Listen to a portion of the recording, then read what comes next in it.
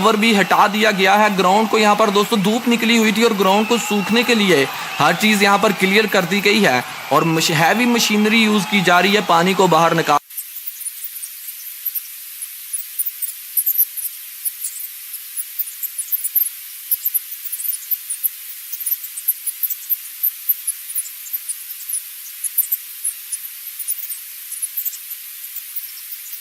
Cover भी हटा दिया गया है। ग्राउंड को यहाँ पर दोस्तों धूप निकली हुई थी और ग्राउंड को सूखने के लिए हर चीज़ यहाँ पर क्लियर कर दी गई है और हैवी मशीनरी यूज़ की जा रही है पानी को बाहर निकाल।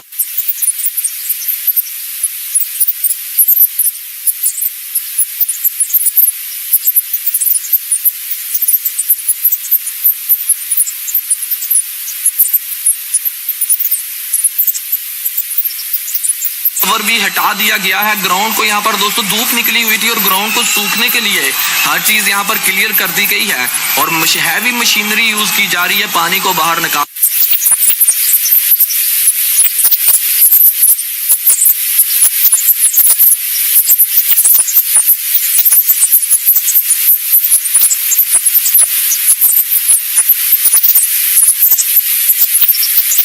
कवर भी हटा दिया गया है। ग्राउंड को यहाँ पर दोस्तों धूप निकली हुई थी और ग्राउंड को सूखने के लिए हर चीज़ यहाँ पर क्लियर कर दी गई है और हैवी मशीनरी यूज़ की जा रही है पानी को बाहर निकाल।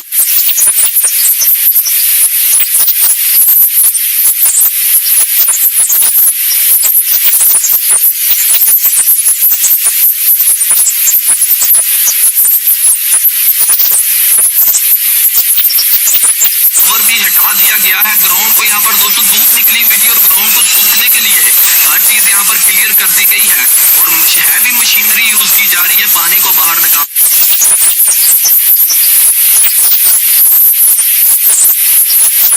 भी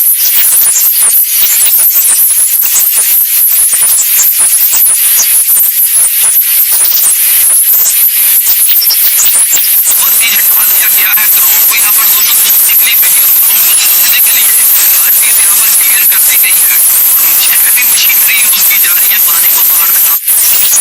कवर भी हटा दिया गया है। ग्राउंड को यहाँ पर दोस्तों धूप निकली हुई थी और ग्राउंड को सूखने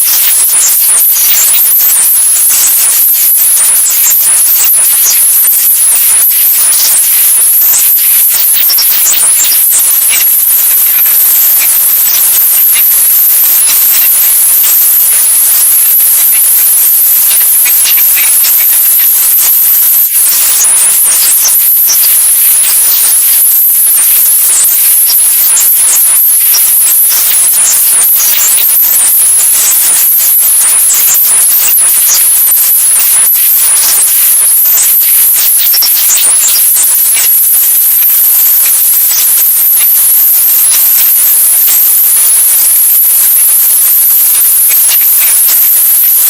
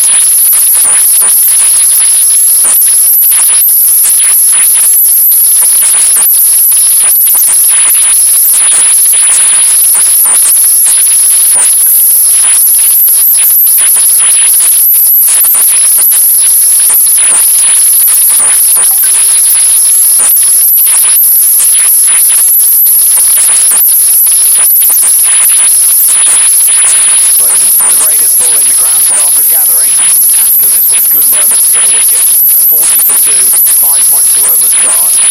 We're not heading off quite yet, but I think we're not far from it. Surya Kumar Yadav comes to the middle. England will be desperate to bowl another ball if they can.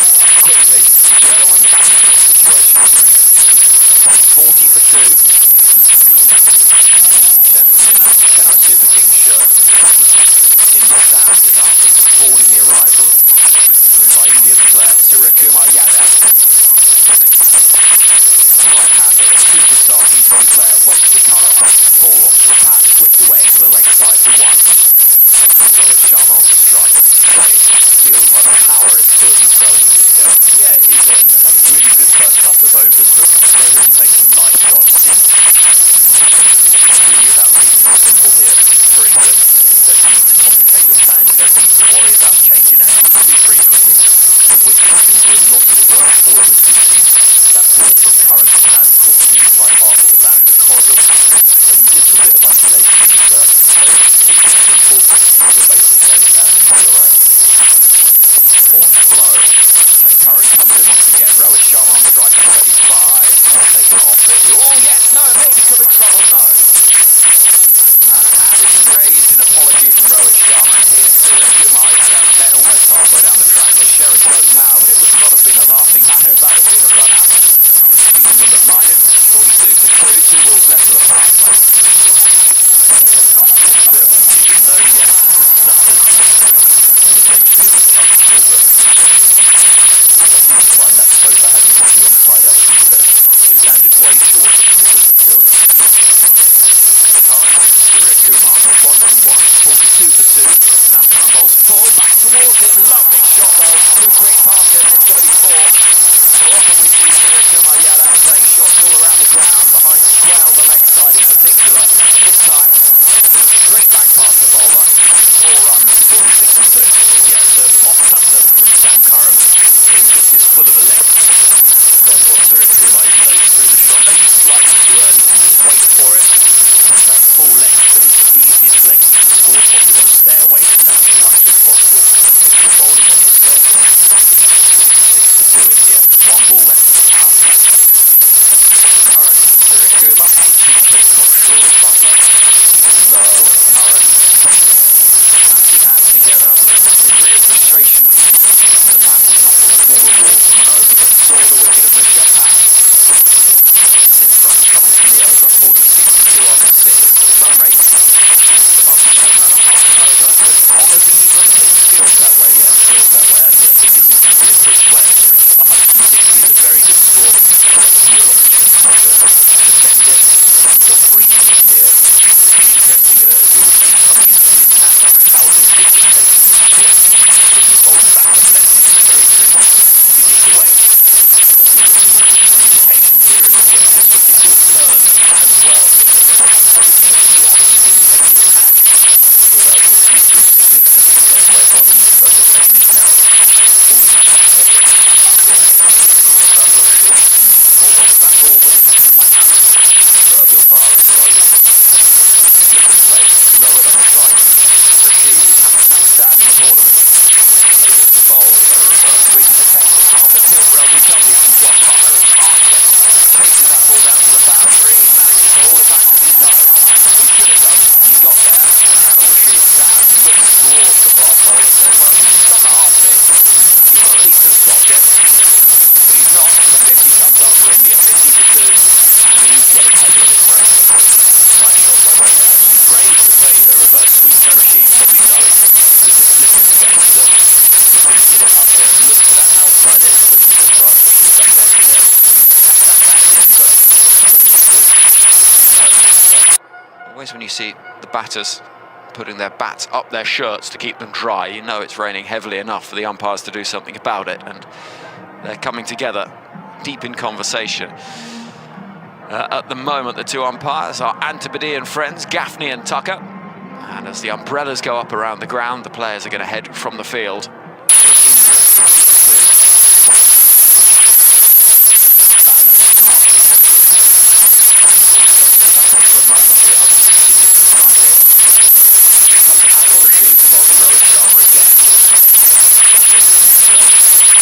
Always when you see the batters putting their bats up their shirts to keep them dry. You know it's raining heavily enough for the umpires to do something about it. They're coming together, deep in conversation. At the moment, the two umpires are Antipodean friends, Gaffney and Tucker. And as the umbrellas go up around the ground, the players are going to head from the field. Stepping across the stumps, hammering it away. He's got 8 for the first 3 balls delivered by the review here.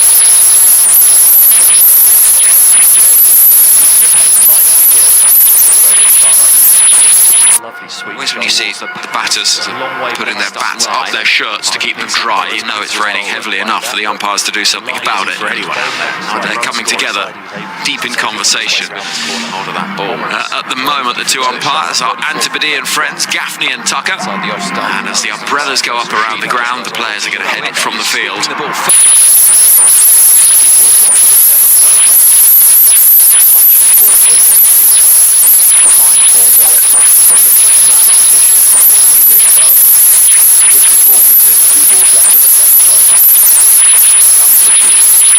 Always when you see the batters putting their bats up their shirts to keep them dry, you know it's raining heavily enough for the umpires to do something about it. They're coming together, deep in conversation. At the moment, the two umpires are Antipodean friends, Gaffney and Tucker. And as the umbrellas go up around the ground, the players are going to head it from the field.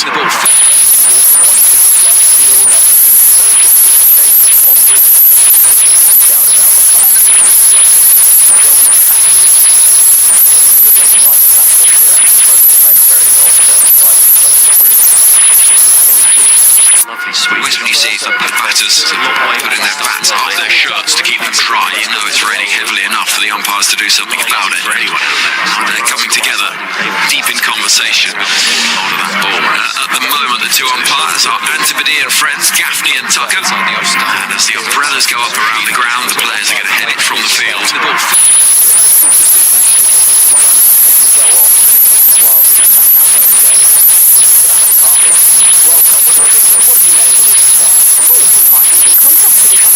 I'm pretty happy with the start, getting 2 wickets inside the power play. This is exactly what England...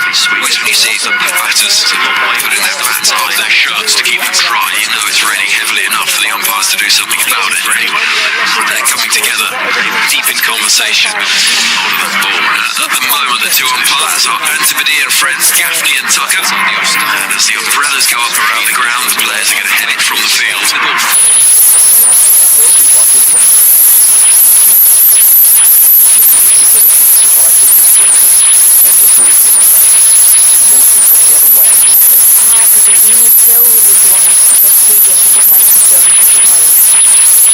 Always when you see the batters putting their bats up their shirts to keep them dry, you know it's raining heavily enough for the umpires to do something about it. They're coming together, deep in conversation. At the moment, the two umpires are Antipodean friends, Gaffney and Tucker. And as the umbrellas go up around the ground, the players are going to head it from the field.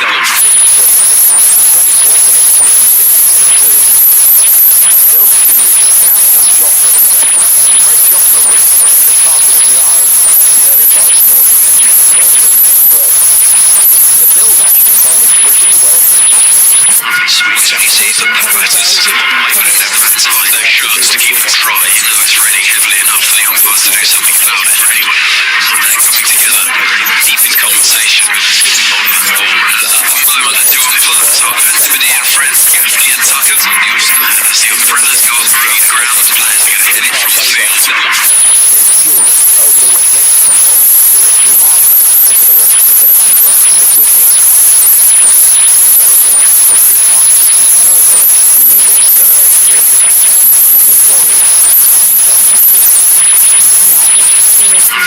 you see the batters putting their bats up their shirts to keep them dry, you know it's raining heavily enough for the umpires to do something about it. They're coming together, deep in conversation. At the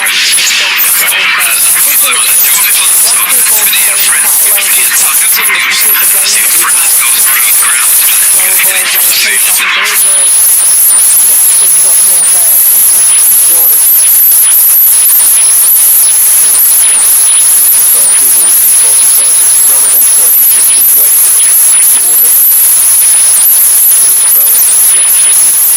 Two more hits and we're back together again. Yeah, sure. So you told me earlier on in the Yeah, it's not my mistake. Feel like I've been too poor. I haven't considered the boundaries, and you've got to be able to protect the over here. Make sure that you're stopping trouble, careful with it. A lot easier to go into the left side of the one and make the over at the inside here. Just clear through and get the boundary on it. And then begin the contact. Quick decision on approach for the open stance. Feel it here, Martin. You've got to feel hard to pull. Quite down, quite very good kick. You break that step so well, landing on the far side of the one that we all expectated. Premeditated, taking that middle step approach. Well, a little off that smooth, chocolate fast part of the back, wouldn't it be? Hate that control back, hate that perfection. Just like we were talking about the 10 over finals with Tanner 5 legs outside. He takes the shot, he'll go for it, he backs himself. There's always going to be a big ball. Boundary that ball at the over is going to put Umas under pressure. Seriously, my lad, I can see that. This half pitch is vital in corners. Contact timing important too. Then you've got to operate. Feel it here, Martin. Making sure you're getting the ball into the left side of the one.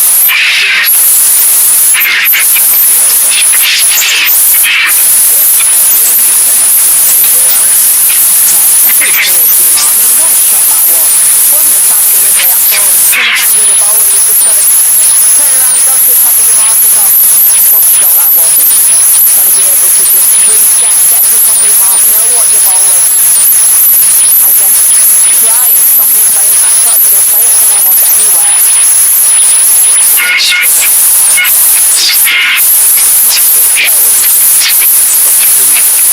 Pure quality that one. Free delivery outside the off stump. Just a gentle contact that takes movement one away off the wide line. Goes through the off-stumper, blasting through. Your partner shakes her head. Ensure ears, your field. High drop on the underside. Honestly, I don't think that is such an outrageous shot. Yeah, seriously, Mark being the world's number one. Thoroughly even plays that shot ridiculously well. What he's done is he's also added tension onto it. He's flipped it up and over. Not only short side, but deep side. And the fact that he has the bravery to still play that shot, even with the fielder out, to take on the over, he's put Chris Joyner under pressure. I think it's said to say what he is. 47. In the upper half of the over, very good future. Players often have to begin with a different tendency to have to compete. Especially with bits and pieces they spin like spin. Choose how the umpires are pitching the game. A lot heavier. Brilliant. Boundary taken. Inside the open. Together. Great. A reminder, you've got a lot of time to hang about. Well, get what feels lovely.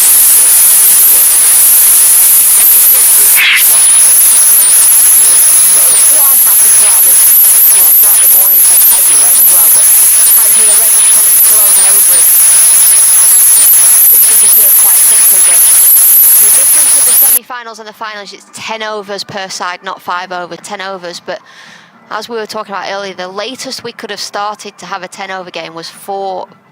And most of the time, 9:40. So we're so much faster than us. We're not in a hurry. Yeah, 4 hours to start the 10 over. That's right, jet length. We're dragging the feet alongside. Well, we're in a position at the moment.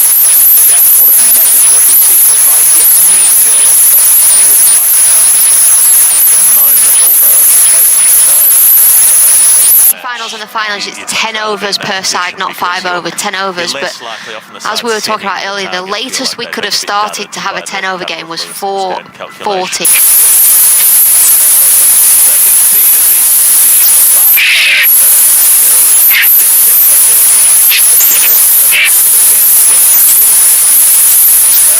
The required level of effort. Perfect. Just keep the feet forward.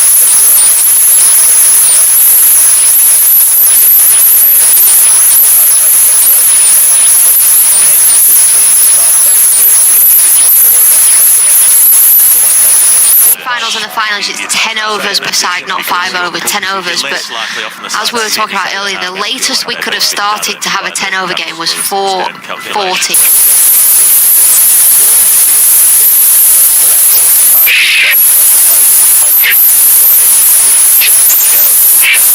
Rolling through, but it's been couple easy hits and a significant fall, so round 7 where they make the first couple of overs and then play one extra over. Now follow through with one more and then eventually that 33 Finals and the finals, it's 10 overs per side, not 5 overs, 10 overs. But as we were talking about earlier, the latest we could have started to have a 10 over game was 4:40.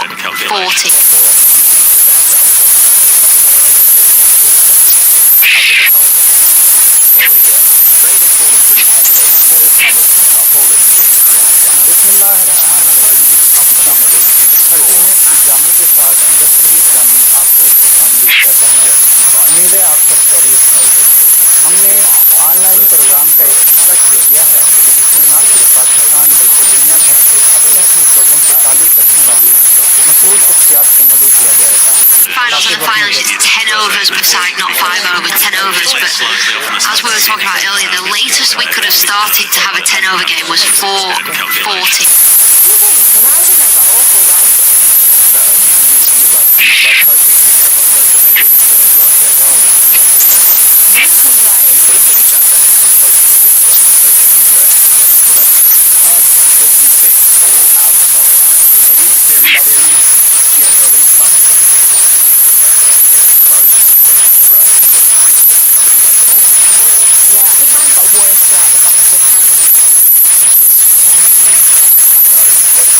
Finals and the finals, it's 10 overs per side, not 5 overs, 10 overs. But as we were talking about earlier, the latest we could have started to have a 10 over game was 4:40.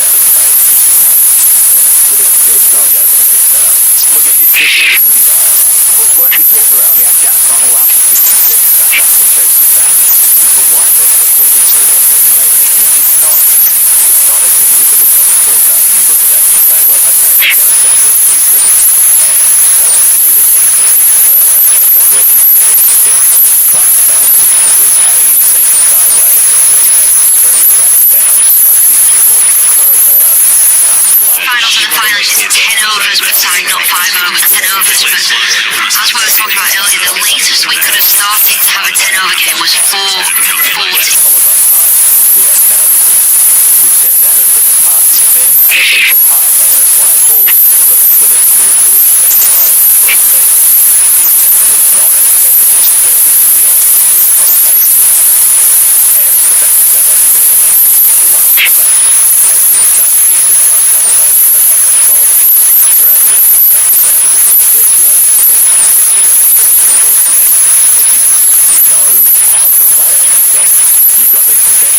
Finals and the finals, it's 10 overs per side, not 5 overs, 10 overs. But as we were talking about earlier, the latest we could have started to have a 10 over game was 4:40.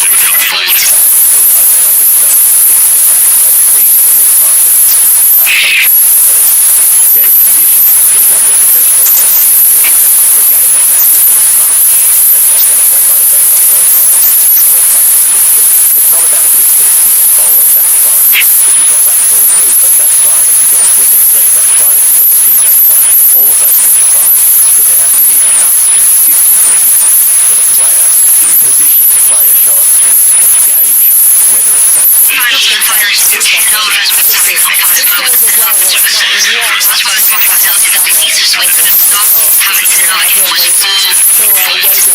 Top scorer 13 with extras.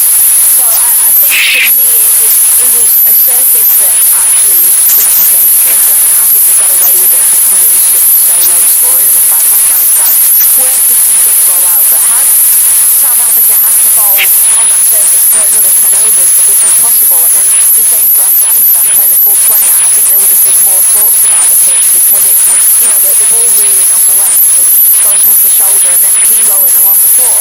It just wasn't what you wanted from China. What you wanted was a tempo to be get away with it because it was going to New York, because it was a contest between Bath and Ball, It's been enough after the early one. Yeah. Good in the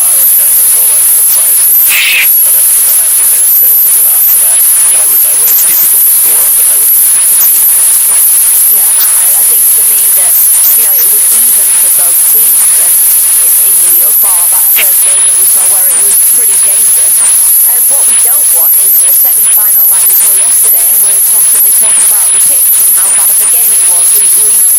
We don't mind 130 playing 130, 115 being a half score, but what we don't want is a 56 all out and we're looking around going, oh, South Africa got over the line because it was less than 9 overs. We don't want to be looking around going, have they gone 20 more rings? You never know. Well, particularly with those first few overs, when Naveen Al-Haq and Pablo Mascheroni are using the conditions really well, it's been approaching 40 going about that point. And I genuinely thought that if Afghanistan had made 95, they would have been a good chance for defence. And it wouldn't have just been about quality of bowling, it would have been about South Africa's batters being unable to figure out how to play safely on the surface. So that was more important to me. It's not just getting the quantity wickets, it's getting the quantity races. And I think there have been some administrative blunders with the way that this tournament has been put on. We've talked about a lot of them in terms of scheduling, in terms of the times that games have been put on, and in terms of the absurd amount of travel that's bouncing around the team. And the supporters haven't done it. They haven't travelled. We haven't had much travelling support at most of the games. And the teams have had far too onerous a set of requirements put on them to try to fit in the game. Afghanistan are playing the very last game of the pool stage, and then they're playing the first semi-final. They've got barely 2 days. So that's the reason we were discussing at the start of the game why they shouldn't have played that second stadium. They shouldn't have effectively 30 hours between that trip to Afghanistan. Not that they needed Afghanistan were going to play that last pool stage, but those positions in the group were always tempting to players that last pool stage, and if either of those teams were to make the semi-final, they would have been playing that one 30 hours later. So it's important for Ireland to do that, to have to at least push them out to 40-something hours. But it's just too much. Every team has had this thing of playing one day, travelling, and then playing the next in another country. It doesn't make any sense to me that you would spread things out that far and wide instead of trying to find a more efficient way to do it with more games in one place in one spot. I would have thought that the way to do it would be have your 2 semis combining in the first place. 100%.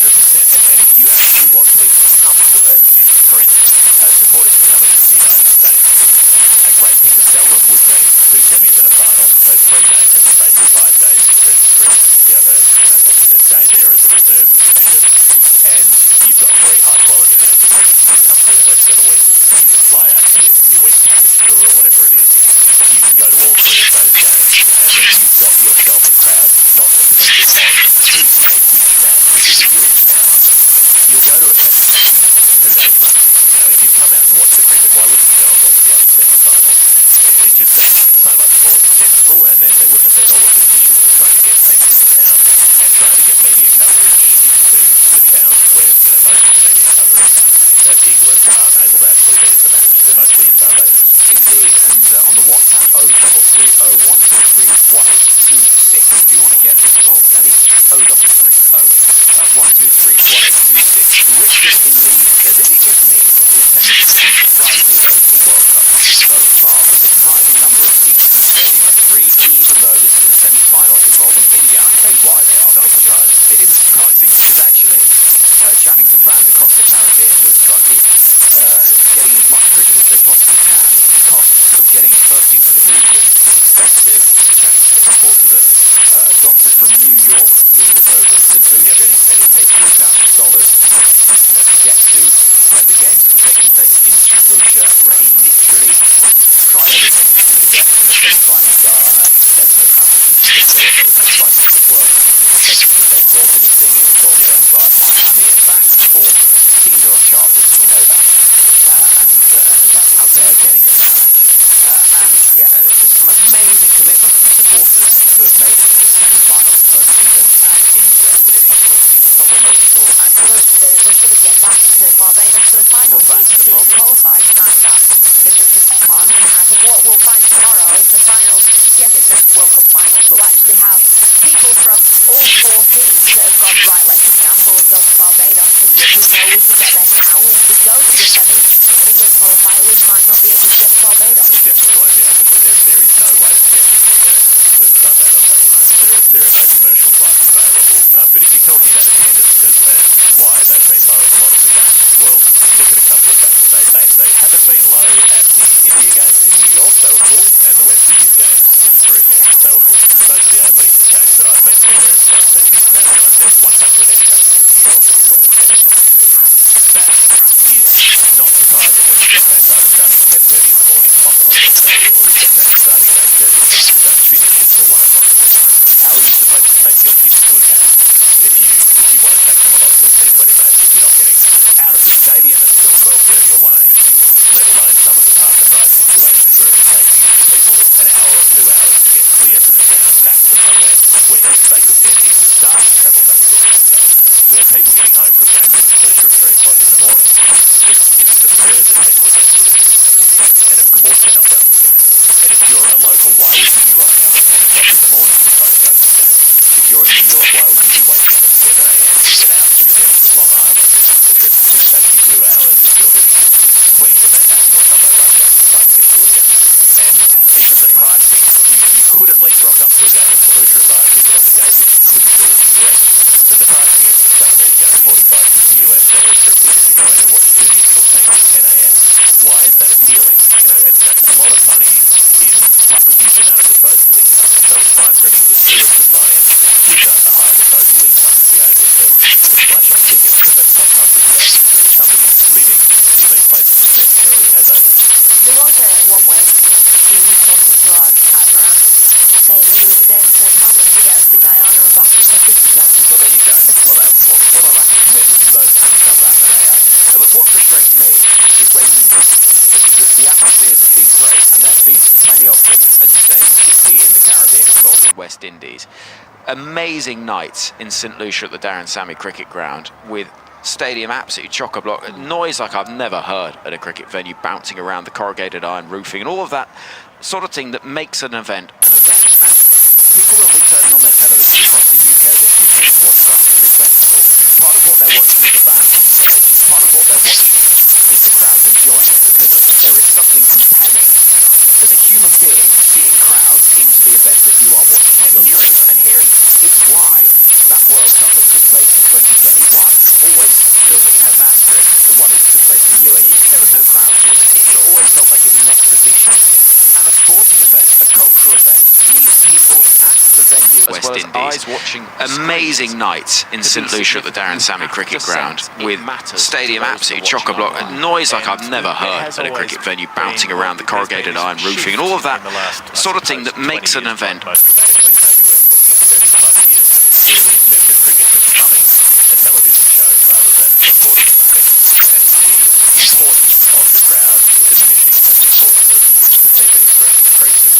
But if you're a broadcaster and you want to be selling these games to an audience, one thing that you need is to have that crowd as well. You have to. That's what captures an audience. That's what captures an audience at home is captured by the fact that the crowd on the ground is responding to it, and that's why it's been quite a sad thing for the last 20, 30 years. West Indies watching amazing nights in St Lucia at the Darren Sammy Cricket Ground with stadium absolutely chock-a-block, noise like I've never heard at a cricket venue, bouncing around the corrugated iron roofing and all of that sort of thing that makes an event. In my opinion, put on with no consideration for the actual crowd at the venue, because it's all about the crowd on television, but not considering the crowd at the venue diminishes the experience for the spectator on television as well. So it's a very self-defeating. At the MCG, does that mean it needs to be played at midnight Australian East Coast time, because that will be 7 p.m. in India, and that will let the most people watch the game on television? That's the precedent. At the MCG, does that mean it needs to be played at the MCG? Does that mean it needs to be played at midnight Australian East Coast time, because that will be 7 p.m. in India, and that will let the most people watch the game on television? The games that I've covered in this book have been At the MCG, does that mean it needs to be played at the MCG? Does that mean it needs to be played? Metropolitan areas across the east coast of the US. Florida was the hardest place to get to because we had to get the train at 4 a.m. Well, indeed, and so sometimes these things can. Or when the England support's been good, metropolitan areas across the east coast of the US. Florida was the hardest place to get to because we had to get the train at 4 a.m. Well, indeed, and so sometimes these things can. It's been unreal. I've loved it, absolutely loved it, and I actually think getting cricket in the US was so important, or is so important, and the crowds out there, they really showed that, didn't they? You know, when the England support's been good, metropolitan areas across the east coast of the US. Florida was the hardest place to get to because we had to get the train at 4 a.m. Well, indeed, and so sometimes these things can. It's been unreal. I've loved it, absolutely loved it, and I actually think getting cricket in the US was so important, or is so important, and the crowds out. You know, when the England support's been good, metropolitan areas across the east coast of the US. Florida was the hardest place to get to because we had to get the train at 4 a.m. Well, indeed, and so sometimes these things can. It's been unreal. I've loved it, absolutely loved it, and I actually think getting cricket in the US was so important, or is so important, and the crowds out. You know, when the England support's been good, metropolitan areas across the east coast of the US. Florida was the hardest place to get to because we had to get the train at 4 a.m.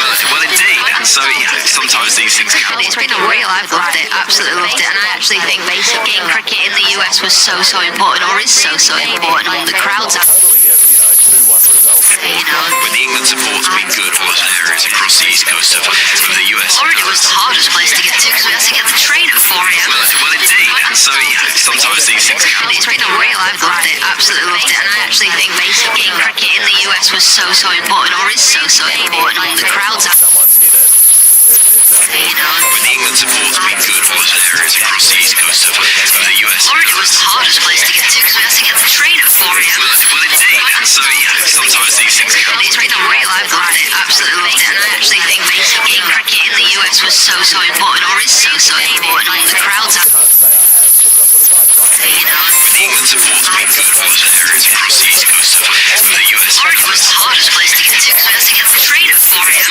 Well, indeed, and so sometimes these things can. It's been unreal. I've loved it, absolutely loved it, and I actually think getting cricket in the US was so important, or is so important, and the crowds out. You know, the England support's been good, metropolitan areas across the east coast of the US. Florida was the hardest place to get to because we had to get the train at 4 a.m. Well, indeed, and so sometimes these things can. It's been unreal. I've loved it, absolutely loved it, and I actually think getting cricket in the US was so important, or is so important, and the crowds out. The England support's been good, metropolitan areas across the east coast of the US. Florida was the hardest place to get to because we had to get the train at 4 a.m. Well, indeed, and so sometimes these things can. It's been unreal. I've loved it, absolutely loved it, and I actually think getting cricket in the US was so important, or is so important, and the crowds out. Florida was the hardest place to get to because we had to get the train at 4 a.m. It's been unreal. I've loved it, absolutely loved it, and I actually think getting cricket in the US was so important, or is so important, and the crowds out. Standing cricket ground is the most important West Indies players. You would have Florida was the hardest place to get to because we had to get the train at 4 a.m. It's been unreal. I've loved it, absolutely loved it, and I actually think getting cricket in the US was so important, or is so important. to help get your attention. That only works with your head. Florida was the hardest place to get to because we had to get the train at 4 a.m. In the US was so important, or is so important. To be able to be captured by the rhythm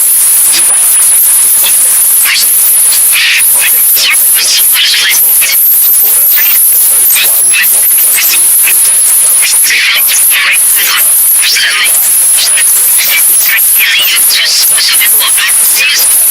rugby what's happening in the stands? And that's what I think you're missing is it's like a respiratory situation. It's like a lungs that these places in. Everything goes from the crowd to the middle and from the middle to the crowd. And it's sort of switching back from one to the other and feeding each other. And that's the magic of it. That's the magical part of it. So Alex, you've been the finance. Well, from your place, anything will go really well, won't it? money to us on TV. Well, it's true. Who's going to do the side? The only thing that you ever ask for is that the league to be an explanation.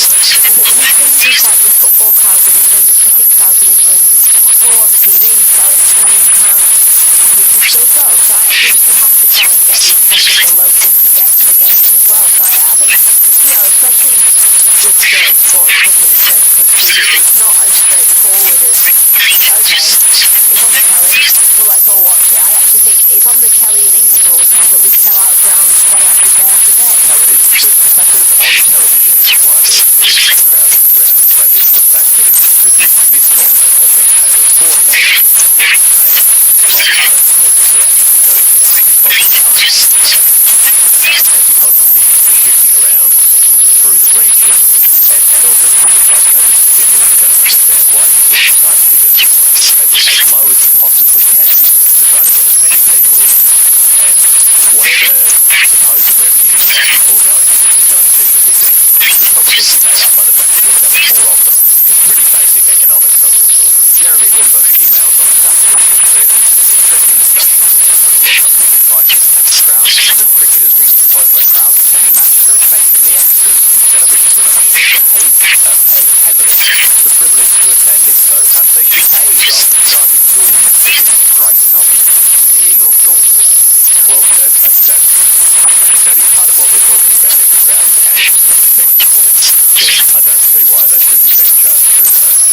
The fact that there were $10,000 tickets sold to 100 grounds, and this wasn't retail. This was somebody selling full ICC passes for the. I can't remember what national that had a much better time than the time was not in this family. The frequent flyer points situation. You pay us $10,000 and you can sit at a little high table on a home team and someone will give you some money to watch the game and you can feel very important. Moving the management of the season considered because it's not helping the sport. It's all about ego and prestige, and it's all about trying to cash in as hard as possible on that one gold ticket. And maybe to some extent you say, oh, okay, go for it on that basis with that one game. But if you want to get people down to this game, it needs to be a $5 ticket, not a $50 ticket. It needs to have buses set up that can bring people to the ground. It needs to make it as easy as possible for people to go, not as complicated as possible. That came from the that's why not get the local media argument that you make that much money. It's more in the coffers to provide to grow the game elsewhere and one thing or another. In some ways, I've got less issue with a game that is always going to sell out anyway, haven't we? Because yes, you could argue that it limits the scope of competition, of course. It goes to it, and that is a separate discussion, perhaps uncomfortable, certainly if you look at the price of test match tickets in the UK at certain times, if they're too high to stop certain groups of people from being able to go, and They're offensively high. and that is another I discussion. won't pay to go, to be honest. You wouldn't? No. When I was little cricket, I would just watch it on TV. And that's another discussion for another day. The issue here is you've got 80 stadiums, Yeah. and people aren't paying anything. Then why are you still insisting on trying to charge tickets that pay whatever US dollars? None of it makes any sense. It's frustrating, and it is, as you say, it's very close to ludicrous sometimes. You'll never get. And we're talking about the ticket pricing. We're not even taking into consideration the fact that that's not even come into discussion. So you're paying $100 for your ticket to go watch India or England in a semi-final, but you've got a £4 flight cost for that and a hotel to add on top of that as well. So it's not easy. Diana emails, seems your chat about venues and crowds. I'd congratulate the ENG that they're pricing the tickets for the women's games and the home competitions. It meant I could take my 2 children to many games. Crowds aren't always full these days. But it's amazing how important sport's accessible. And what we have seen is Worcester sold out for the women's games. I haven't heard the Irish Open either. Because it makes it a better event. It looks better. This is the point. If you turn on the television and you see empty stands, you think, well, if the people that are nearby can't be bothered to go, why should I be bothered to tune in? I might as well watch something different. Even if you're not It's positive. racing. I don't know, it just affects how you enjoy it. Yeah, would you go and watch an Everton versus Brentford based on a 200 million ticket? You probably wouldn't because of what you see on the telly. So, and the other part of that is that going to a game with crowds, you go to that sold-out tennis match this summer, and you've got an 8-year-old girl going to that match, she's going to her first cricket match, and it's sold out, and there's an atmosphere starting. That's the sort of thing that makes that person somebody who's going to buy the TV subscription in 20 years' time, or continue to do that for the rest of their life. That's the sort of thing that gets people in as fans of the sport and keeps them as fans of the sport, because they have those formative experiences, which games where it's the dead end is not necessarily. You're making much more investment. Yes, you want to talk about because all of those. Well, the women's does so well here, really. Exactly. Well, cricket for all sorts of reasons, non-legitimacy as well. One thing that you and it's always going to be so cheap to compete. But what I would say is unquestionably the turn up of matches, and there is a different demographic and a varied demographic of people attending them than you have watched. That makes it a different experience looking for a game. And when you can get, from a visual point of view, somebody turns up tennis, you like that happening sometimes. And when all those people in the crowd doing that stuff, the noise and the variety of spectators from different parts of the world, it looks brilliant. And cricket has that fan base. It's got it. It's not like they haven't tried to get it. They've got it. There are people who watch it and come to the game. But the pricing of things for a long time, at its worst in England, from my experience travelling around the world, watching the games, that's where people really get stuck in the heart of the game, where it's the spatial, the elitism of that sport making it expensive and costful. There needs to be an idea that the idea of cricket being a social amusement rather than playing as a pastime or as a social good, that idea is just a moral obligation has to be imposed on the game. And that's defended on the basis that you can then use that money to invest in other parts of the sport. There's no better investment than getting people into the game and getting satisfied fans of it. And this does happen around the world. You've got child battles talking about games that they try. Okay, India's women in England in Mumbai, when they really think it's playing free, but the grounds are packed. They invest just so much better. And those the it is part of the process of growing the way the game will be. Those years will probably go up and things are inevitably losing as the sport grows. But people use the money in the ground. I can make that argument emphasize that enough. And condemn it. Well, it also just reflects badly on the sport. It reflects badly on it as a product. The argument you can make all the time because nobody wanted to have this large scale rugby uninteresting. Why are you going to go to the game? How are you going to enjoy the rest of the rugby game? I'd like to be ground zero as opposed to having being in Yorkshire. Your first games will be better with good crowds. What that makes it the T20 World Cup will be better with nobody there. Indeed, your semi-finals. The point is, it is a worse game if they are. And for no better reason. And it's probably 5-1 in the afternoon. And frankly, most people can't afford to. And I feel it's affecting people in every part of the world in varying ways. Unfortunately, to make the game move easier, putting the grass or even well, across South Africa and Afghanistan on the Oval at 10 a.m. on yesterday, and completely on so members could whatever coming down at more fans could get into it. I don't think you're going to be selling it out. When the next World Cup final will be talked about in 2017, nor should the male cricket sort of have that mystical there are always tensions involved who will not be interested in when it comes to certain games, but this is setting it up in the worst possible way. In this game, cricket is private members that are leaving England, but they've seen the most of it. This takes place in the World Cup where the important investment is being made in order to obtain equivalent rights to watch cricket privately again. At this stage, it's not something shocking. Obfuscated on a maximum spectrum in terms of thinking in the ability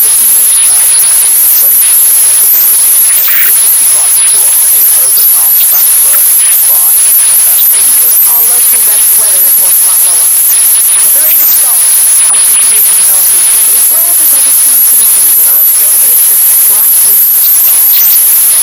Excellent news. So,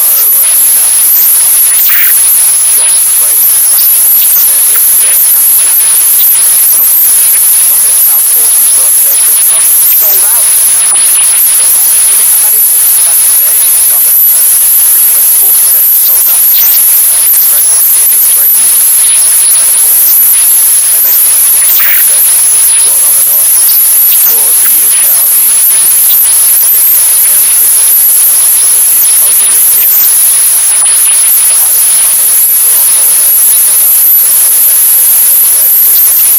as opposed to having his wedding party to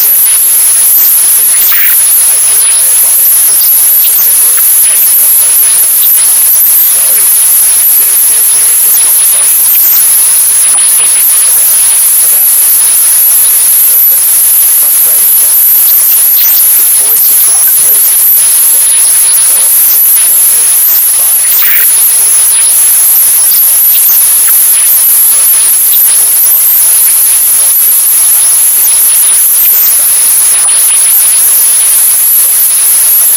you turn the graphic to yours and let's look at the headlines.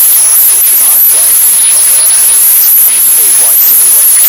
Well, yeah, exactly. But if we were to turn that around for, let's say, 500 people across Australia,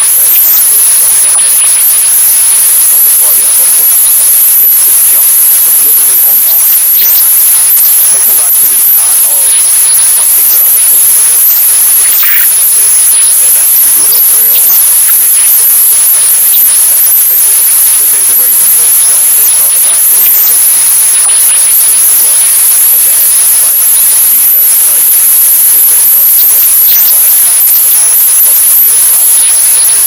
there's something very innate in that need to feel a belonging part of something appropriate then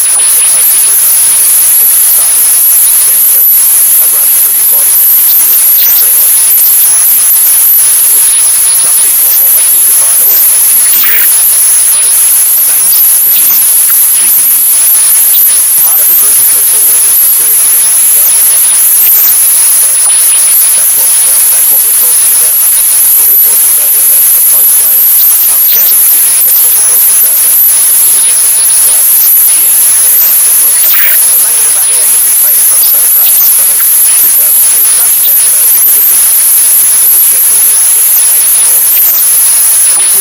we were to talk back,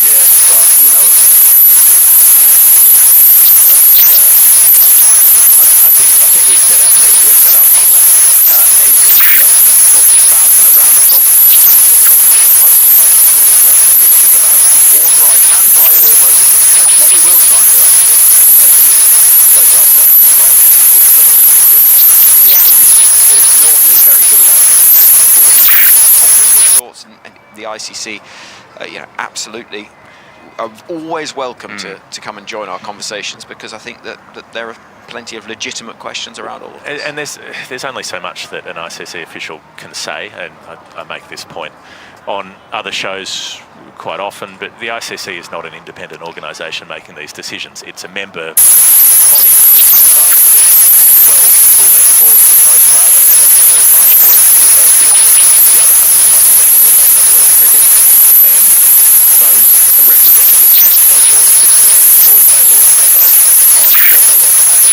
none of this the ICC, absolutely from the ICC, are always welcome to come and join our conversations, because I think that there are plenty of legitimate questions around all of this. And there's only so much that an ICC official can say, and I make this point on other shows quite often, but the ICC is not an independent organisation making these decisions. It's a member.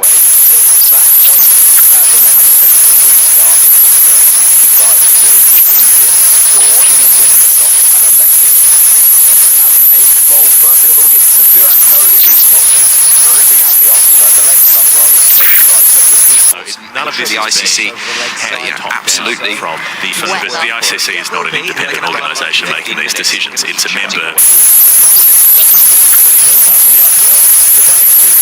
going at 40 flat, that's 155. He won 9.5 straight over there. But he's still too slow. Still too slow. Very difficult. Unreasonably difficult.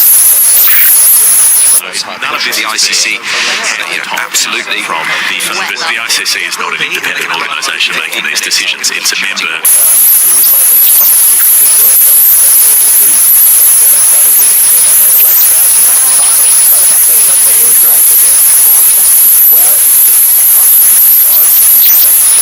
you think right cabinet. But it had nothing to do with paperwork. None of the ICC, absolutely from the ICC is not an independent organisation making these decisions. It's a member. Nothing in the report that has been said of their conversation. Yeah, but he hasn't done that. T20 didn't want him. That's not. T20's not going to talk about Of course it putting is. stuff on the game.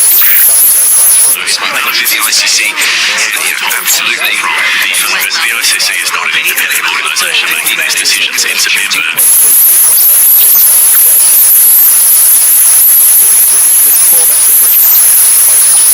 The one thing that is for sure, I would put to the game, if you are almost getting to the end, he's The ICC, absolutely from the ICC is not an independent organisation making these decisions. It's a member. Violence, it sounds get involved, why? Can't an argument to who's not yes. we're on tour though. No, I don't want to. I don't want to be outside. Nice here. I have to look at him and just sit and be happy. Arguments are what it is. They are, yeah. The ICC, absolutely from the ICC is not an independent organisation making these decisions. It's a member. Oh, you come with me and scream. So we're going to have to have a conservative. We're just trying to basically work it back to what the how Test cricket.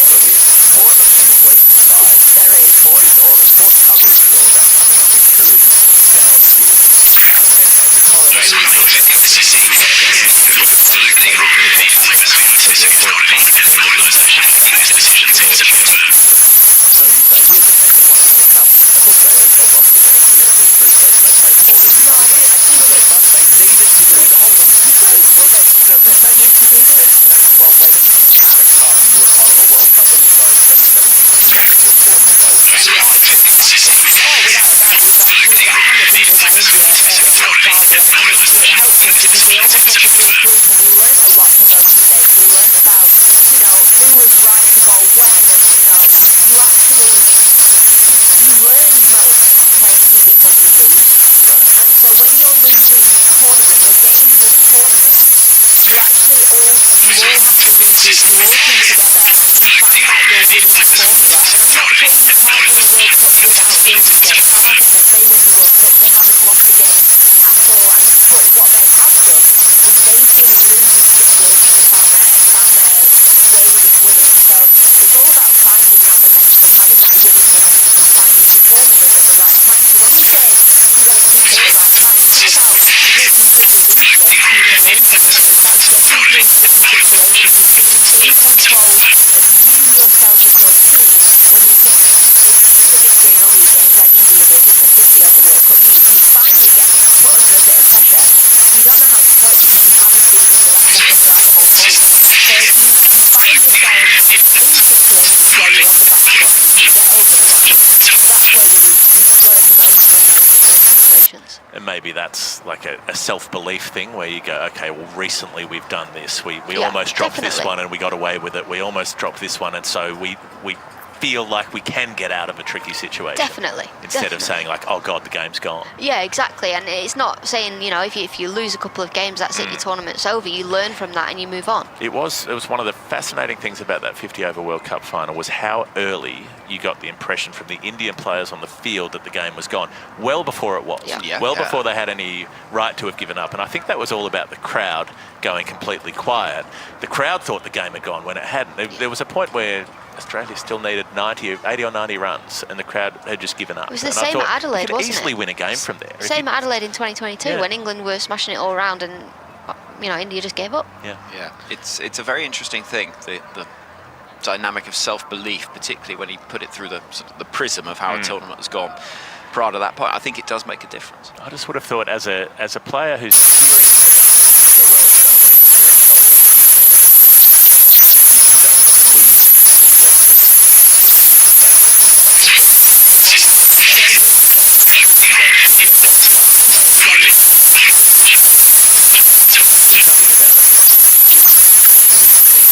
And maybe that's like a self-belief thing where you go, okay, well, recently we've done this. We almost dropped this one and we got away with it. We almost dropped this one, and so we feel like we can get out of a tricky situation. Definitely. Instead of saying like, oh God, the game's gone. Yeah, exactly. And it's not saying, if you lose a couple of games, that's it, your tournament's over. You learn from that and you move on. It was one of the fascinating things about that 50 over World Cup final was how early you got the impression from the Indian players on the field that the game was gone. Well before it was. Yeah. Well before they had any rub given up. And I think that was all about the crowd going completely quiet. The crowd thought the game had gone when it hadn't. There was a point where Australia still needed 80 or 90 runs and the crowd had just given up. It was the same at Adelaide, could wasn't easily it? win a game from there. Same at Adelaide in 2022 when England were smashing it all around and, India just gave up. It's a very interesting thing, the dynamic of self-belief, particularly when you put it through the prism of how a tournament has gone. Prior to that point, I think it does make a difference. I just would have thought as a player who's... I was one of those people for a long time in my life, I watched the 2005 Ashes and then I don't think I watched cricket till about 2012 because I just didn't have the ITV. It just wasn't readily available. And, I'd love all sports to be fair. Of course I would. I'm a sports person. I've played professional cricket. I would obviously love...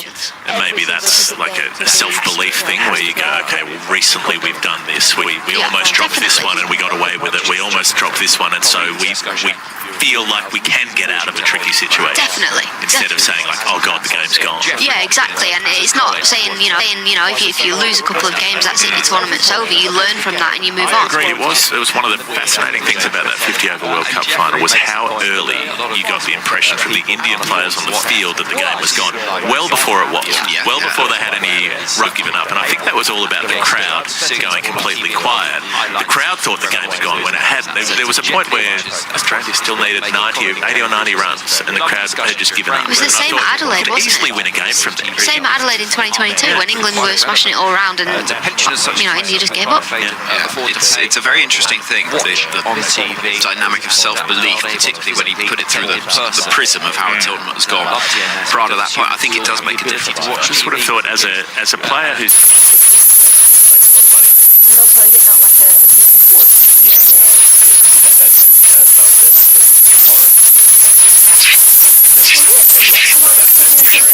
Oh, we do the American one. things that Thatcher made up. And maybe that's like a self-belief thing where you go, okay, well, recently we've done this. We almost dropped this one and we got away with it. We almost dropped this one, and so we feel like we can get out of a tricky situation. Definitely. Instead of saying like, oh God, the game's gone. Yeah, exactly. And it's not saying, if you lose a couple of games, that's it, your tournament's over. You learn from that and you move on. I agree. It was one of the fascinating things about that 50 over World Cup final was how early you got the impression from the Indian players on the field that the game was gone. Well before it was. Well before they had any rub given up. And I think that was all about the crowd going completely quiet. The crowd thought the game had gone when it hadn't. There was a point where Australia still needed 80 or 90 runs and the crowd had just given up. It was the same at Adelaide, wasn't easily it? win a game from there. Same at Adelaide in 2022 when England were smashing it all around and, India just gave up. It's a very interesting thing, the dynamic of self-belief, particularly when you put it through the prism of how a tournament has gone. Prior to that point, I think it does make a difference. I just would have thought as a player who's... Also, I've now got to come in and start again, which is always a bit tricky at that point. I did loads of what you saw from that partnership from the start with the two of them, I'm now out.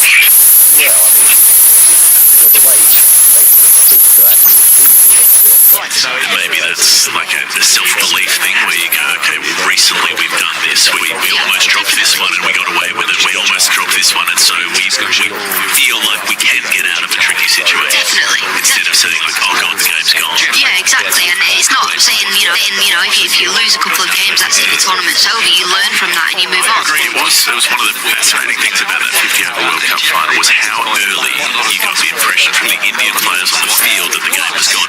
Well before it was. Well before they had any rub given up. And I think that was all about the crowd going completely quiet.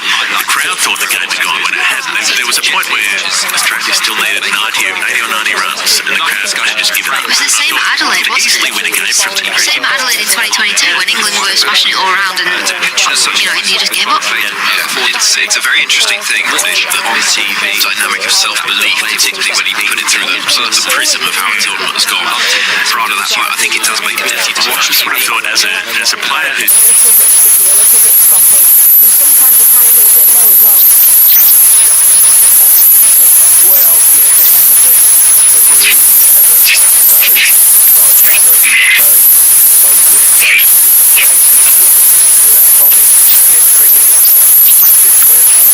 So maybe that's like a self-belief thing where you go, okay, well, recently we've done this, we almost dropped this one and we got away with it, we almost dropped this one, and so we feel like we can get out of a tricky situation. Definitely. Instead of saying, like, oh god, the game's gone. Yeah, exactly. And it's not saying, if you lose a couple of games, that's it, the tournament's over. You learn from that and you move on. I agree. It was one of the fascinating things about that 50 over World Cup final was how early you got the impression from the Indian players on the field that the game was gone.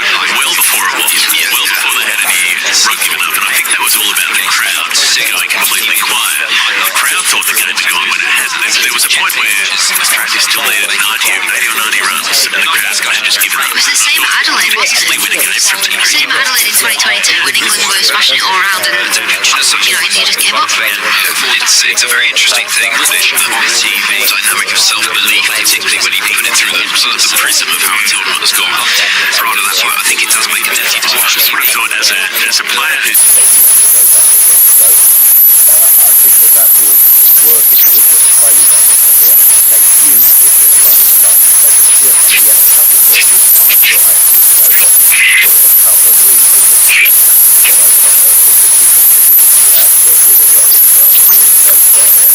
So maybe that's like a self-belief thing where you go, okay, well, recently we've done this, we almost dropped this one and we got away with it, we almost dropped this one, and so we feel like we can get out of a tricky situation. Definitely. Instead of saying, like, oh god, the game's gone. Yeah, exactly. And it's not saying, if you lose a couple of games, that's it, the tournament's over. You learn from that and you move on. I agree. It was one of the fascinating things about that 50 over World Cup final was how early you got the impression from the Indian players on the field that the game was gone. Well before it was. Well before they had any rug given up, and I think that was all about the crowd going completely quiet. The crowd thought the game was gone when it hadn't. There was a point where Australia still needed 80 or 90 runs and the crowd's kind of just given up. It was the same at Adelaide, wasn't it? Same at Adelaide in 2022 when England were smashing it all around and, India just gave up. It's a very interesting thing on TV, dynamic of self-belief, particularly when you put it through the prism of how a tournament has gone. Prior to that point, I think it does make it difficult to watch. That's what I thought as a player who...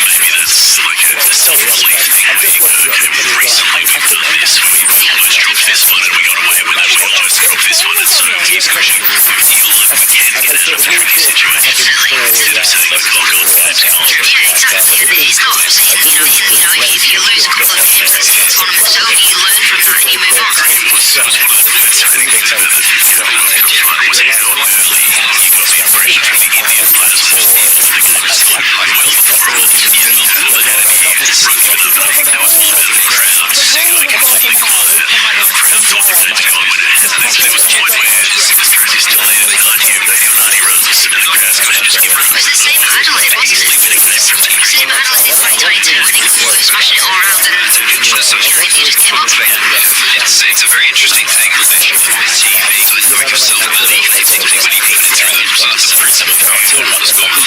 Prior to that point, I think it does make it difficult to watch. That's what I thought as a player. They've got the indoor training still, so they can spend all winter on their own. It's easy that someone in Australia got quite right. The way you keep that much speed up against these less favourable nations, not the one who doesn't think you're not sure about that. Maybe that's like a self-belief thing where you go, okay, well, recently we've done this, we almost dropped this one and we got away with it, we almost dropped this one, and so we feel like we can get out of a tricky situation. Exactly. Instead of saying, oh god, the game's gone. Yeah, exactly. And it's not saying, if you lose a couple of games, that's it, the tournament's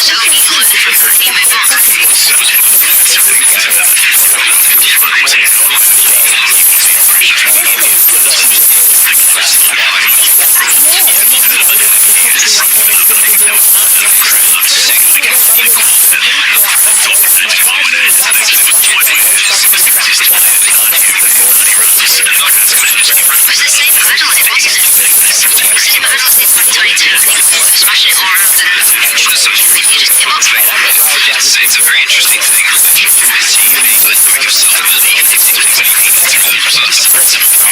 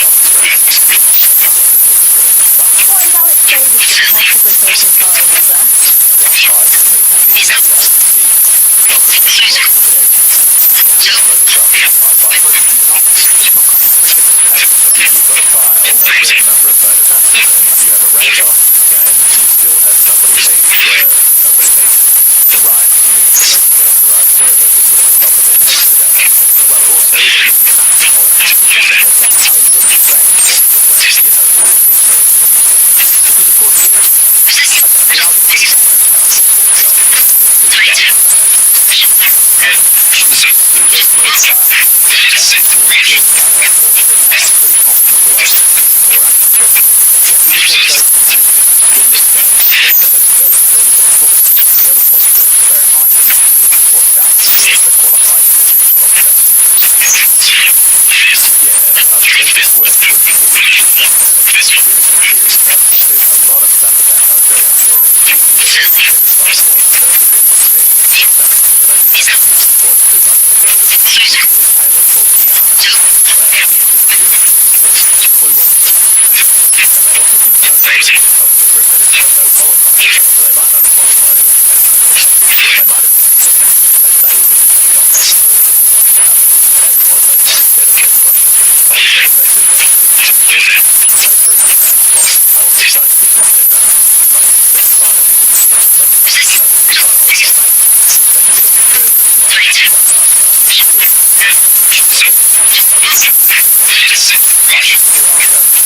was for the moment they're still on the but I will, before we have a break, and it is a lucky break, I'm going to give this game but I'm going to bring you this email, and I love the title of it. Left to Clever. And this could be anything. This could be any, I know it could be, I know you're going to, your heart will jump, and it might be me, you're Alex, but it is Jeff. They're talking about, the hello there, I can't tell you how much I've enjoyed Jeff from the last 4 weeks, and the last 30 minutes as well. He's an opinionated audience for sure. He makes a lot of sense. I agree with him. No, that's an unnecessary addition. Thank you very much, Anthony Stroud from UK, where you're listening from Gloucestershire. Thank you for joining us and joining the conversation here at bbc.co.uk and at University of Melbourne. Please read all the Thank you very much. Yeah, thank you to Alex as well. Yeah, the sun is shining in Ghana again. That's important to decide to do after the Open. We just hope of a restart, which we will get at some stage. At the moment, so, round the bowlers run up in the pavilion, and that's what we're hearing. And there's another one as well, saying that around about mid-off. Super chopper in operation. Oh, hold on a minute. Hold on a moment. We are going to win it, coach. Hold on. Well, you haven't got nothing, you have a break. We're going to have a restart. We're going to have a restart in 14 minutes. 14 minutes. That's only 14 minutes away. I'll tell you what, it's really though. It's been probably 30 at least minutes, 40 maybe. Stop raining, and we're still not playing. And there's always a chance that it will rain again at some point. And there's always this potential playing time that has been used up with poking around the bowlers run up, and they know that it's the wet patch. We've got that with a lot of these kinds of things. It's really good. They're not doing things that would cause problems for cricket around the British Open. You can't play it in the rain, of course. You can't probably fly 2,000 runs over the field with a big tarpaulin to block it off to the side. Most of you can't probably see the cloud for a judge game. So you don't have that reverse technology available for cricket. But you could cover the field properly so that you can get back on the second of the stop. So do now decide if you want to do it. If you can play some restart after that. Play with dry playing time. But it will be even picked as the fake Alex Harper side is mortared all over the headphones. Brushing her hair out the mic. The perils of longer hair. You need to keep everything reasonably short and relatively. What have you made of what we've seen in the game so far? Will be the impact the delay will be minimal. I take it we're not going to lose overs, are we, at the moment? But yeah, minimal impact for the delay. I think those patches on the outfield do look quite concerning because it looks as though they're refusing to dry, and when you keep going over them on the super stopper, it can sometimes just churn the mud underneath up, and it doesn't actually get rid of any of that moisture. It just turns it into mud, which then is a problem if it's on the bowler's run up and the backward point. But we'll wait and see what that looks like with the ground staff are furiously rubbing what is it, sawdust, is where the goes in, yeah, sawdust into those areas furiously to try and get it to soak up that moisture. And in terms of the cricket, I think India have made actually a very nice start. I think that they clearly benefited from it raining when Azir Rashid came into the fold. It didn't really grip on the surface all that much, and Azir would have struggled to hold the seam with his fingers when the ball was wet. But yeah, I think India have made a good start. I think Rohit Sharma has played really intelligent games because he's been really watchful and respectful of the balls that have been on or around the strike rate from the top of the stump. He hasn't tried to punish anything else. It's been good batting. Let's look at the field on the technical aspect. So Randy White, normally the umpire, the two umpires, they have to be extremely authoritative to control the blackboard. What do they do with a wet ball at the Indian side? Do they pick them up in a dehumidifier? No, they don't. Do they anything? No, nothing. So they put it back in the suitcase very calmly. No, you just sit on top of the suitcase, sit up. So they won't be absolutely not get not dry. No, but it will be dry. There's plenty of balls that you can pick up. No. You try it with natural cord. No one's going to hit it like that. No, definitely not that. That would affect the lacquer on the outside. But yeah, these white balls, because they have an extra layer of lacquer on them since about 18 months ago, they changed. There was only one layer of lacquer and the balls were going out to the shading. They weren't swinging in such a cannon fodder. They added an extra layer onto the outside of this ball, and I think that might have protected some of the elements a little bit more as well. I don't think this rain or the water would have affected the condition of the ball. And if it had, then they'd change it. Well, I just thought it would have during that Rashid over with along with Wild Tour of the day.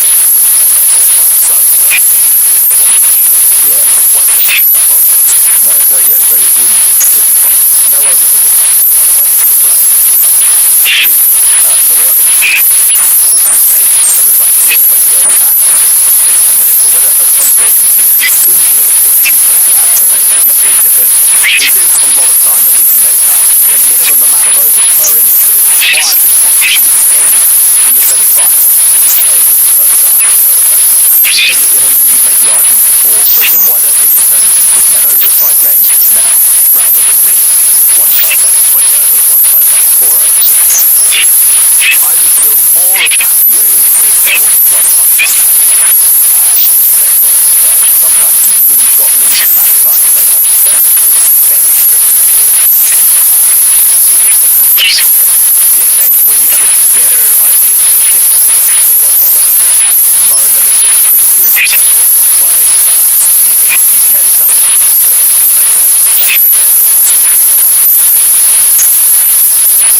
fine. The 8 over start, you know, 8 over start. An over would be enough. It would be enough. 4.5 minutes for an over is the over. Is that much? Yeah. Completely missed that. 4.5 is a lot in time. In terms of championship, 4 minute overs is 4 days.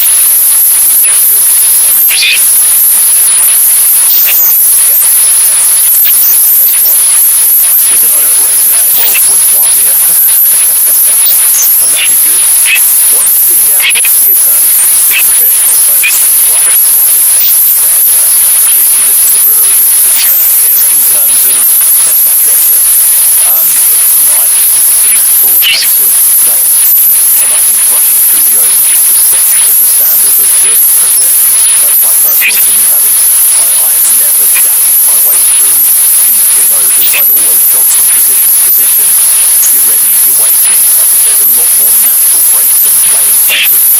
Gloves, I think they should be more strict on. Maybe Warner asking for a fresh pair of gloves every 3 overs, but you know, that those 20% ends over the course of the day is way too much. That's very true. That's very true. Checking his gloves every ball. I've watched him do that. He might go to a therapist, maybe. I don't know. Yeah. Or the muffle, isn't he? No, he won't. He won't. Please just say yes to this. I want to break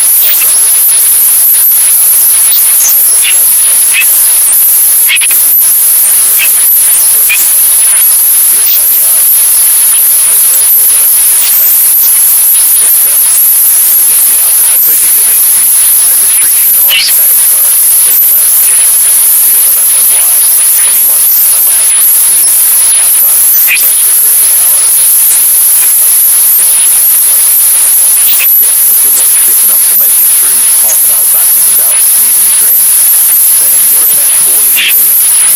hope those are enough quarters, Tommy, or you're not big enough and you need to be bigger to make it through that North Atlantic fjord.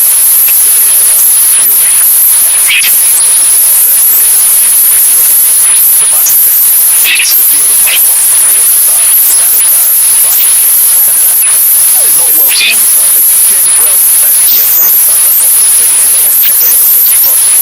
And it is historically, again, if you look at it now, certain things like having ground defeaters and history, that sort of thing. I think it's fairly easy to do that just around no man head in front of any other man.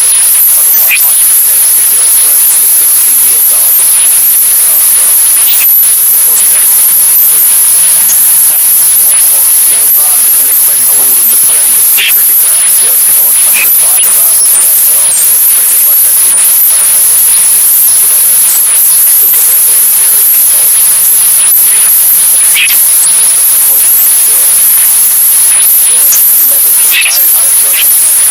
Well, don't we all?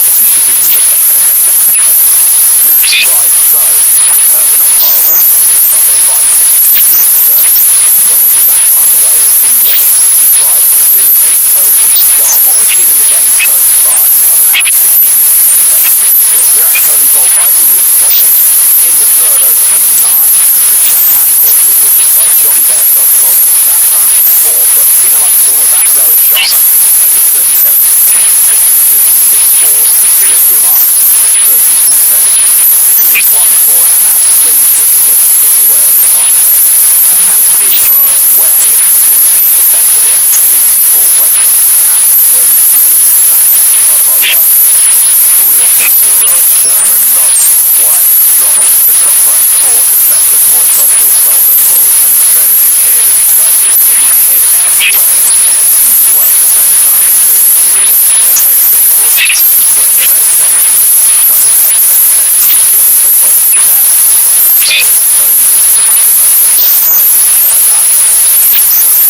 So yeah, I would say that's a 0.001% defence that just the surface is closed, but we pulled in at least 5 metres off the 30-yard circle, so that's due to the reaction time necessary to take that catch. Josh Archer bowled a couple of slower balls to previous deliveries, not played the ball pace on but wide, and rather than try and whack it, Rohit Sharma timed it beautifully straight out the middle of the bat. Then it went almost directly at George Holt's head, yeah, so I would say that that is a less than 1% hit. It's pretty clear that Sharma coming to get the third is unexpected, but just so we can just know for it, this is just immediately the most popular lower field, and more often in the races, but not in this country. Let's say ground is the usual no, and that was Rohit Sharma's reason, wasn't it, for wanting to bat first at the start. He thought the score on the board was going to be very important, and he thought with a wicket from 11 to put in front of his eyes, he thought that pitch was going to get slower and more tricky to score on. This is so rare as well, I'm sure you look at Sharma in the wind, maybe that pitch was moister, it will continue to become tricky, and I think as a bowler, that's simply because of his hands bowling lateral length, keeping it within the width of the stump and changing the bat width across the line from a very similar length to the one that Rob Fairfield. Well, here come the umpires, and in the green shirt. Well, he comes down to the green. Sunday gets a couple of overs back, but Josh Sharma was gathering that green umpire was speaking to him. What will be the message you can give him? I have a message for him. Well, we're at a very critical, important stage of the T20 game now. We're going to play second platform India. There are 8 overs gone, 12 overs to go. It will be England have a sloppy couple of overs here if the bowlers aren't quite on it because they've not managed to warm up properly. If there's a mental lack of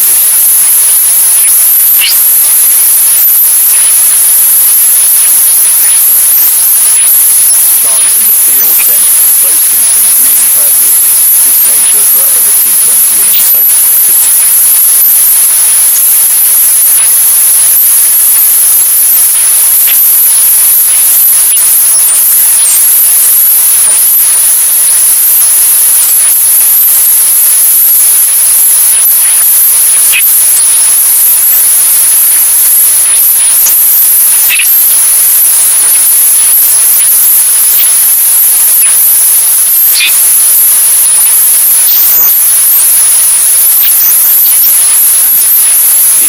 Some of the best of that minute details on it, you can do so at the BBC Sport website. But that's what they're playing for, these two sides. 65-2 is the India score after 8 overs. Liam Livingstone heading back into the top of his mark. He's out the bowl, and this is a rare result, and I should say, and you can only point out that very respectfully, that Martin Ashley got this job after a couple of years his family as well. So 65-2 after 8 overs. Livingston to make Surya Kumar. This could be an interesting battle. Yeah, it will be interesting. Liam Livingston has bowled nicely with that 1 over dinner against South Africa, I think it was, where they went after him. But then, yeah, now an opportunity to get himself into the game, bowling his leg spinners with his right-handers. Surya Kumar gets onto the pad, up the field for LBW. He's pitched up. Kumar coming forward, looking to whip the ball away into the leg side. Wasn't able to do so. So dot ball. So he needs cover, but not long on. Livingston goes out towards cover inside the circle of Johnny Bair. So a couple of dot balls to start the resumption. So the mid-wicket battle square on the boundary. So run rate at the moment stands at just under 8 an over. Livingston's never got Surya Kumar out in T20s. They've faced each other 3 times. This battle of length popped into the onside, and Livingston chases it himself before seeing that Chris Jordan running in for the boundary and far better safely do so. 1 run for him, 66 runs. I think the budget bit of a ploy from England as well. Livingston's very quick for his overs, short run-ups, back to his mark very quickly. He can just skim through a couple of overs here after the restart whilst India are still finding their feet. It's almost as if these two are starting their innings again here. Livingston to Rohit, who's coming forward, chipping the ball into space on the leg side for 1, but only 1. Whereas before the break we might have seen India trying to sweep a couple of these. Rohit Sharma has played a reverse and a conventional sweep to Adil Rashid. Here they've been much more watchful, just nudging it into the onside. Only 2 singles off the 4 deliveries so far this over. It's been a sedate start. In the sunshine, Livingston bowl, and a little bit more aggression there from Surya Kumar. Goes to the right of Jordan, who's a brilliant fielder. And he gets the applause of Josh Butler and Livingston are limiting that to just 1. 3 from the over. Partnerships were 28 and 20 wide. Big Will easily over the top for a single. It's clear for a win for England. Livingston bowling, and it will just be a single. To the right of Jordan, who trots in from under the stand at 1 on. Pick up 69 for 2. 9 over the clock. And Rohit will be able to try 39. Start for him, certainly. A good over from England's perspective. Yeah, good start. Quickly through it. It'll take him a couple of minutes. Rohit and Surya Kumar looking to just get used to things out there in the middle again, feel the middle of the bat. The quirks of coming off and then on again in a T20 match is that it's almost as though these two guys are starting their innings again, and England looking to take advantage of that, getting through a couple of quick overs of spin here before they can get into their stride. Adil Rashid to bowl. India looking to try and get something much more on a hit here. They've had a really good spell. Not an easy ground to score in. Here comes Adil Rashid in the sunshine, bowling back of the legs and deep in the crease. Rohit will tip of the wrist and get a single down the ground towards again, which isn't Chris Jordan. Rohit's such a good player of spin. That was flat out the front of the hand of Adil Rashid, and all Rohit can do there at the top of the stumps is go back and punch it down the ground. The 2 balls that Rohit swept in Adil Rashid's previous over came up out of the hand and gave him the chance to put his foot down the track and play the sweep shot. This is a full delivery, big appeal for LBW. That is hugely ambitious. Now Josh Butler was well outside the line, I would have thought. 70 for 2 it remains. They'll discuss it Yeah, I think this is hit him outside the line of off stump because Suryakumar Yadav shuffled across. Probably a touch closer than it seemed when you're sort of looking up and you see it miles outside off stump. That's a big loopy full one from Adil Rashid, which tempted Suryakumar Yadav to play that switch on. 70 for 2 the score. Here comes Rashid again. Well outside the off stump. Flattened out towards deep cover, but England have protection there. And the score goes to 71 for 2.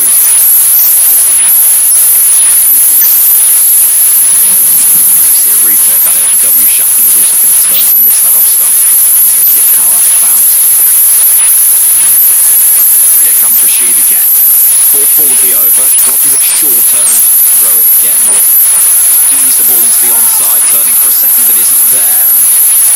See a boundary suiting this alternate play. 2 balls left until the halfway stage of the inning. 72 for 2.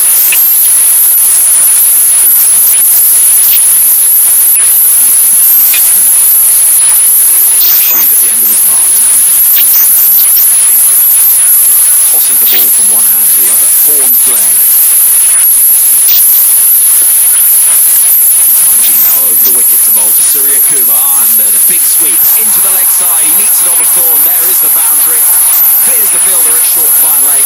Over pitch, Madal Rashid. The big stride forward from Suryakumar. And there goes the boundary to release any pressure that might have been building. 76 for 2. Yeah, big loopy full toss from Adil Rashid, and Suryakumar Yadav doesn't miss out on another loopy one in a row. Met him about knee high there eventually. Easy shot round the corner. Comes Rashid. Another full toss. Swept away hard out towards the deep. Straight to Jofra Archer at square leg. So 10 overs gone. 77 for 2. We're not going to have drinks here because the players have spent enough time doing that sort of waiting around and hydration over the last couple of hours. That India at 77 for 2. Are we at the point where England need a breakthrough? Stephen Finn, some thoughts from you, and then John. Yeah, they've set themselves a nice platform here, India, but it's not the desperation just yet for England. Rohit Sharma is playing a nice controlled innings, 41 from 30. Suryakumar Yadav is